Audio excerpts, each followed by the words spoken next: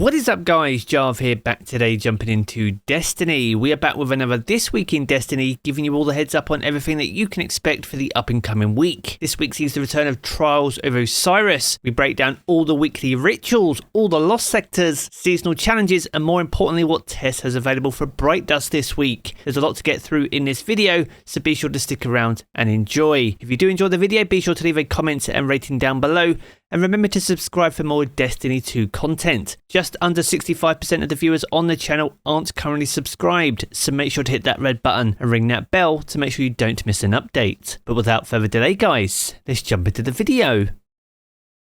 Another week and another This Week in Destiny, and this week sees the return of Trials of Osiris to the game. As things currently stand, there's no new cosmetics or armor, but there are two brand new weapons to chase. We have the Inquisitor, which is a legendary energy shotgun of arc element, and this is alongside a brand new bow called Whistler's Whim, which is a kinetic combat bow. This particular bow can roll with rapid hit and kill clip, so will be absolutely deadly once it goes live in Trials of Osiris. So if you fancy getting your hands on some brand new adept loot, then make sure to jump into Trials that kicks off on the 16th of September. Now next up we're going to move on to the weekly featured content for the up and coming week, and this week sees the return of Vault of Glass as the featured raid for the week. If you can defeat the final boss, then the Vault of Glass stands to grant you an additional pinnacle reward, and the same can be said for the final boss of the Grasp of Avarice, which is the featured dungeon for this week's weekly reset. Both of these activities are great sources of loot, whether that be weapons or armor or sweet pinnacle rewards. So if you're still on the power chase, then make sure to jump into those and get those activities done. Now from here we're going to move over to the Dares of Eternity and this 30th anniversary pack activity, and this week sees the return of the Braytech suit set alongside the Lost Pacific suit set, and these were available from Warmind and Destiny 2 Vanilla respectively. So if you missed out on these and need to fill out your transmog collection, then these can drop during the activity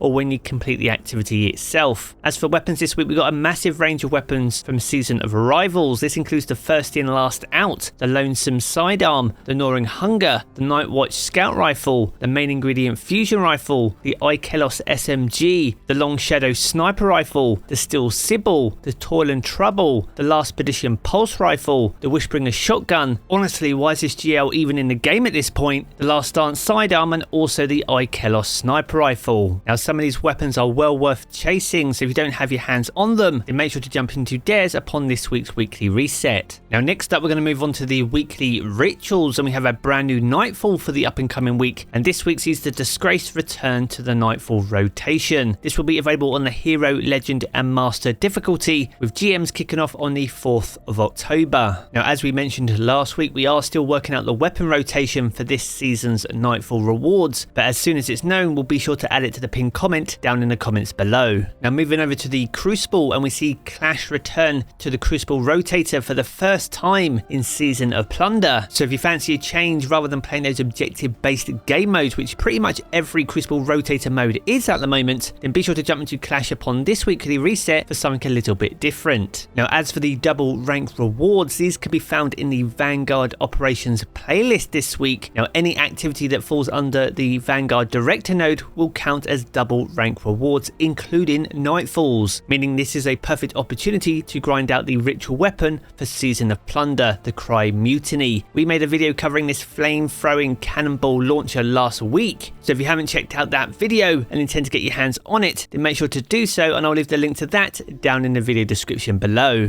Now from here we're going to take a look at all the Legend and Master Lost sectors from Tuesday's reset all the way through until Monday. So kicking off on the 13th of September, we'll be heading over to the excavation site and facing Barrier and Unstoppable champions in a chase for some sweet exotic helmets. On Wednesday this week, Concealed Void will be in rotation and you'll be faced with Barrier and Overload champions, but if you're able to overcome those, then some sweet exotic boots are your potential reward. On Thursday this week, Bunker E15 returns, also with Barrier and Overload champions. This time though, gauntlets will be up for grabs. On Friday's reset, alongside the launch of Trials, the Conflux will be in rotation with with Barrier and Unstoppable champions. If you can overcome that challenge, then exotic chess pieces are your potential reward. On Saturday, Perdition will return with Barrier and Overload champions this time, and once again exotic helmets will be back in rotation. As for Sunday, K1 crew quarters will be available with Barrier and Overload champions as well. This time though, a brand new pair of exotic boots are potentially up for grabs. And the final lost sector for the week on Monday can be found over in K1 Logistics. This will also have Barrier and Overloads, but instead gauntlets will be available as an exotic reward. So it's with that in mind, if there's a particular exotic you're looking to chase, then be sure to plan your week accordingly and jump into the relevant lost sector to grab your sweet exotic loot. Now from here we're going to jump over to the seasonal challenges, and there are 9 new seasonal challenges available in week 4 of Season of Plunder. We have the Antiquarian 4. Here you need to return the 4th relic to the helm and also defeat Vex, and defeating them with melee abilities will award bonus progress. That's alongside Freebooter 1. For this you need to use treasure maps to reveal additional rewards at the end of expeditions, and using advanced treasure maps will award bonus progress. Next we have Broadside, and here you need to complete the Catch Crash activity on Master difficulty, and that's alongside Short-Sighted, and here you need to defeat targets with shotguns and defeat blinded combatants, and defeating combatants in exhibitions and defeating guardians will award bonus progress. Next up we have Mod Collector, and here you need to unlock 12 artifact mods in Season of Plunder, and that's alongside Precision Calibration. So here you need to calibrate marksman weapons. This includes scout rifles, sniper rifles and linear fusion rifles by landing precision final blows, and you'll get additional progress for defeating guardians. That's alongside High Value Hunter. So here you need to defeat powerful combatants in Gambit, and you earn bonus progress for defeating high value targets. The penultimate challenge this week is called Slowed Down, and here you need to defeat guardians with stasis damage, and bonus progress is granted for defeating slowed or frozen opponents. And the final challenge this week is called Darkest Nightfall, and here you need to complete the Nightfall Strike on hero difficulty or higher. Now unlike all the rest of the challenges which offer Challenger XP and Bright Dust, this particular challenge will guarantee a Nightfall exclusive weapon. This is likely to be the same weapon for everyone, so make sure to get that challenge done if you're looking to get your hands on some sweet free loot. Now with all the weekly formalities out of the way, it's time for one of the most important parts of the week, and that's what Tess has available for Bright Dust in week 4 of Season of Plunder. Now over in the Bright Dust shelf we have a Sour Taste, an exotic emote. This is in fact from Season of Arrivals, so if you missed out on that one, you can pick it up for 3,250 Bright Dust. That's alongside an exotic ship called the Pallbearer. This is also from Season of Arrivals, so if you're a collector and missed out on this, this will set you back 2,000 Bright Dust this week. Next up we have a brand new transmat effect called Cannon Fodder. This is the first time it's available for Bright Dust and will set you back 450 Bright Dust this week. As for the shader this week, we have Whispered Sheen, brand new for Season of Plunder. So if you like the look of the colour scheme here on my Warlock, then make sure to pick it up, and this will set you back 300 Bright Dust this week. Now over in the main Bright Dust store we have another exotic emote. This one's called Spill the Tea. This is from Season of the Hunt. So once again, if you missed out on this one, you can pick it up for 3,250 Bright Dust this week. That's alongside a legendary emote called Keeping Score. This one is also from Season of the Hunt and will set you back 700 Bright Dust this week. Next up we have an exotic sparrow called Kindled Wanderer. This is from Season of the Haunted. So if you missed out on this last season, this will set you back 2,500 Bright Dust this week. Next up we have a rare emote from Season of Plunder called Dramatic Countdown. So if you fancy saving yourself 200 silver, you can pick it up this week for 400 Bright Dust. Now next up we have legendary armor ornaments, and these are for the gauntlets this week. For you hunters you have the Eternal Vengeance grips. For you titan you have the Nightly Noir gauntlets, and for you warlocks you have the painted Kitsune gloves. These are all Season of the Plunder armor ornaments, so if you fancy saving some real world pennies, you can pick each one up this week and they'll set you back 1,600 Bright Dust a piece. The penultimate item on offer this week is the Splinter Projection, so once again if you missed out on this will set you back 1,500 Bright Dust this week. And the final item on offer is an exotic weapon ornament for the Cold Heart, and this is called Theoretical Endothermics. This is brand new for Season of Plunder, so if you fancy giving your Cold Heart a refresh, then make sure to pick this one up, and this will set you back 1,250 Bright Dust this week.